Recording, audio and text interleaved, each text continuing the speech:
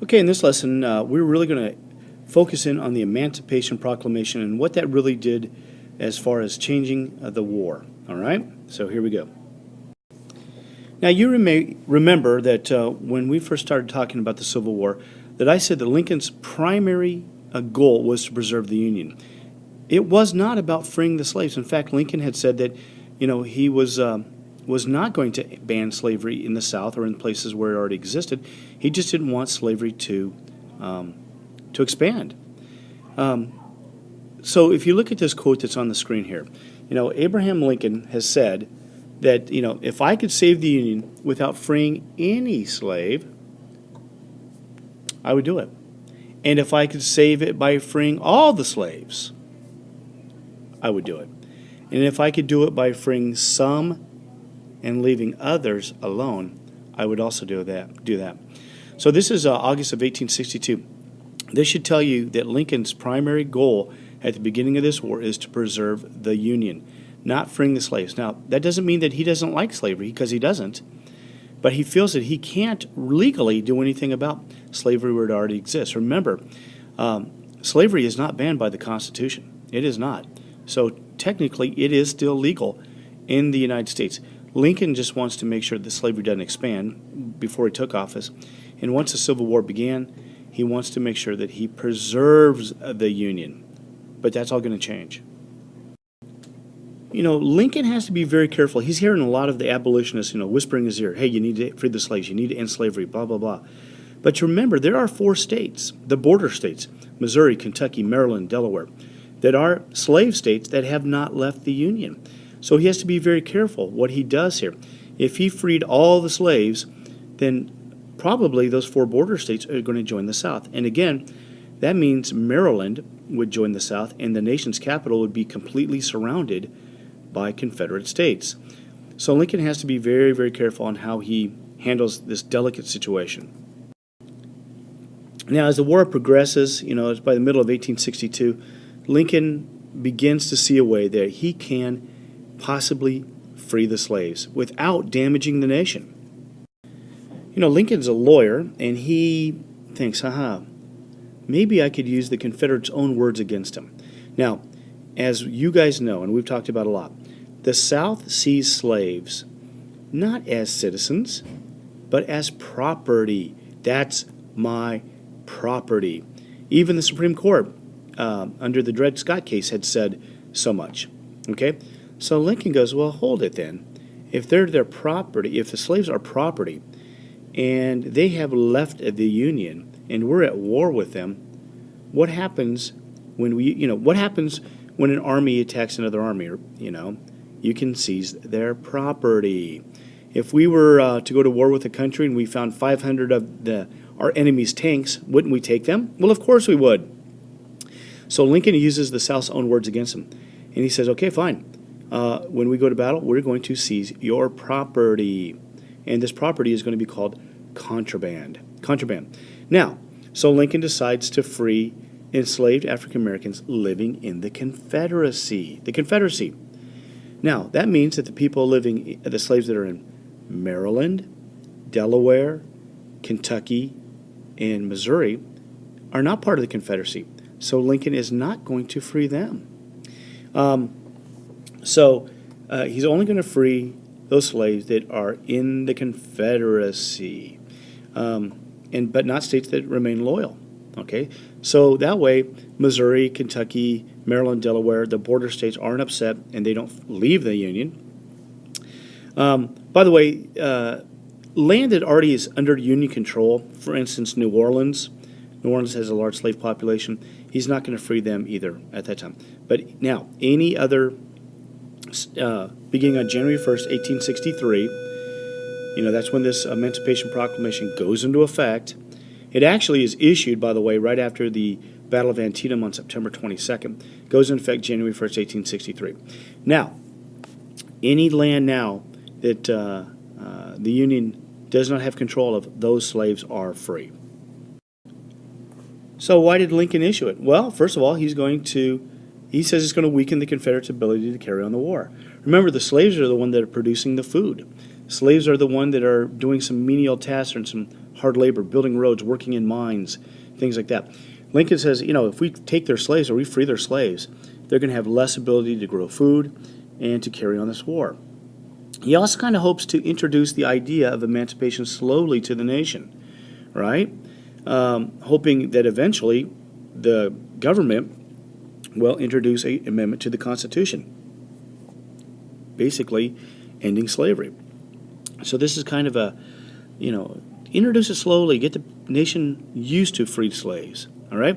And then he expects to introduce the idea in other areas later, which he does when he starts talking about the 13th Amendment to the Constitution, banning slavery. You have to remember also that, if you're in the South and you're a slave owner, and on January 1st you see this proclamation and you read it and go, oh my gosh, all right, all my slaves gather around, here's the deal, Lincoln freed you, sorry, all right, there you go. Well, of course not. Nobody's actually freed. Which means, the Union Army is going to have to win this war for this Emancipation Proclamation to really be true, right?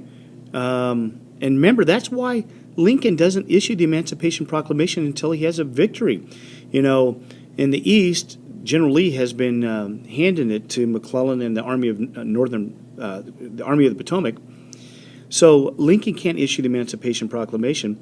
It's going to look desperate. It's going to look like, oh my gosh, this is a last step measure, right? How do you think the South would have reacted if the Union can't win a battle? They'd say, hey, now you've freed the slaves? Hey, yeah, right, good luck. Hey, how about trying to win a battle first, pal? Right?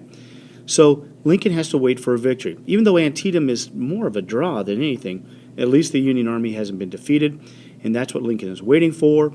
He gets that victory, or at least not a defeat, at the Battle of Antietam, and he issues the Emancipation Proclamation. Okay? Now, that means that the Union Army is fighting for two reasons: to preserve the Union and also to free the slaves. Now, there's going to be people in the North that said, hey, something, I didn't sign up to give my life freeing slaves. But now it's providing a moral compass, something that is, it's more than just keeping a bunch of unruly states together. In fact, it would have probably been a worse thing if the Union Army had won, but it still allowed the institution of slavery to continue. So now this reason for this war seems to make even more sense. Preserve the Union, yes, but to rid itself of the institution of slavery. Okay? So now there's a higher moral cause for this war. So when as men give up their lives and they die, they're doing it for a much higher reason, a morally just reason. All right? Okay, what about the South, though? South are completely angered. Man, they say that this is the most fiendish thing anybody's ever tried to do. Take away very expensive property. They saw it as an act to destroy the South and to destroy their property. All right? Now, Europeans are very sympathetic to the Emancipation Proclamation. In England or Britain, they have banned slavery. And now, how are they going to be able to support a country, the Confederacy, that is basically guarding and fighting for the institution of slavery? So now it's even less likely that European countries are going to come to the aid of the Confederacy now that the Emancipation Proclamation has been issued. Now, when the war kicked off, many free African Americans had volunteered to serve in the Army, and at first the government won't let them. But in 1862, they changed that, and they allow African Americans into the Army, but at first they served really menial jobs: cooks, laborers, digging roads. They're not going to be soldiers, all right? Even some runaway slaves are enlisting in the Army, but they want to fight. They want to fight. They don't want to dig ditches. They don't want to cook food. They want to fight. And think about it. Don't these people have the most to gain? They're fighting for the abolition of slavery and for freedom. Freedom from not only for themselves, but for their friends and families that are still in slavery. So, they want to fight. Even though they want to fight, they're still thought of, they'll probably run away. They're not going to be good soldiers. In fact, did you know that African Americans received less pay than their white soldiers. I mean, there's still that racism, that discrimination going on. Okay, but by 1863, that begins to change. African Americans are assigned to combat units. Oh, by the way, commanded by white officers, though. African Americans are not allowed to hold commissioned positions. All right? And they begin to fight in some battles. We'll get to probably one of the most famous units in just a minute. But in the South, how did African Americans work? Even the ones that are enslaved begin to slow down the work or refuse to work at all. Whenever the Union Army would show up in their area, many of them would escape or run to the Union side. And they said by the end of the war, a quarter of the South's slave population had escaped. All right, so even the people that are not free yet are still kind of slowing down the situation, refusing to work, running away. So even the Emancipation Proclamation itself, even though it's not freeing them until the Union Army gets there, it still has effect on the Southern ability to control their slaves. Okay, like I was telling you just a minute ago, one of the most famous American combat units is the all-black 54th Massachusetts. Okay? They are led by a white officer named Colonel Thomas Gould Shaw. He is the son of an abolitionist from Massachusetts, and he is honored to take this command, by the way. And he is sent to the South with his all-black unit.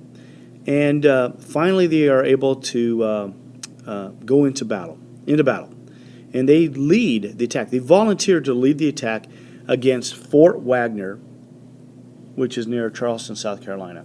Okay? They volunteer to lead. So it means they're going to be attacking first. So under heavy fire, they fight their way all the way into the fort before they're forced to retreat. But the soldiers don't run away. They don't give up.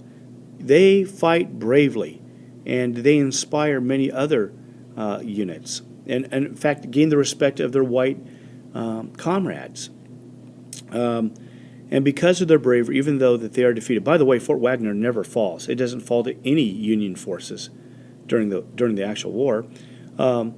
They fight bravely. They showed that they are not afraid to fight, that their blood is just as red, and their love of country is just as great as any white soldier. Okay, so they win a lot of respect for African American soldiers. At the Battle of Fort Wagner, 116 of them are killed. Colonel Shaw is killed alongside them.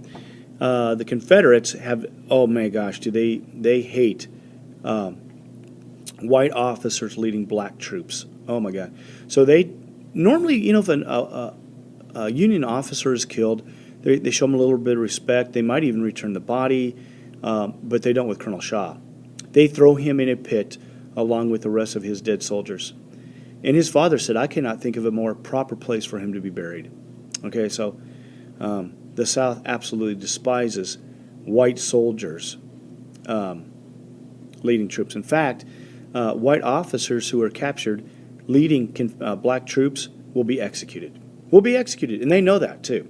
So they continue to fight alongside their men, even though they've put their life in grave danger doing so.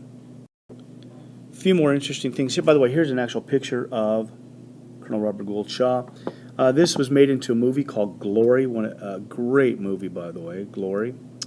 It wins the 1989 Academy Award. Very famous actors are in it. Here's Morgan Freeman.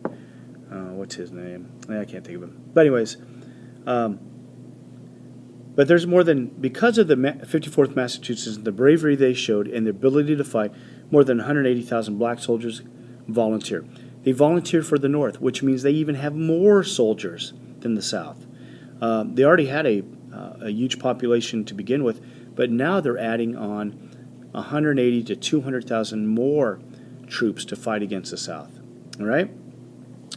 Some other interesting facts is that Sergeant William Harvey Carney, who grabbed the U.S. flag as a flag bearer fell, he carried the flag up to the enemy ramparts. He becomes the very first African-American soldier to win the Medal of Honor. All right? Oh, okay. Now, say that's Denzel Washington. That's Matthew Broderick. They're all pretty famous actors. Okay? But the 54th Massachusetts did a lot to inspire other African Americans, to join combat units, and even more importantly, showed to the white population that African Americans can and will fight and fight bravely. All right, so there you have it, the Emancipation Proclamation. The war has changed. No longer are we just fighting to preserve the Union. We're fighting to preserve the Union and free the slaves. Okay, and there you go.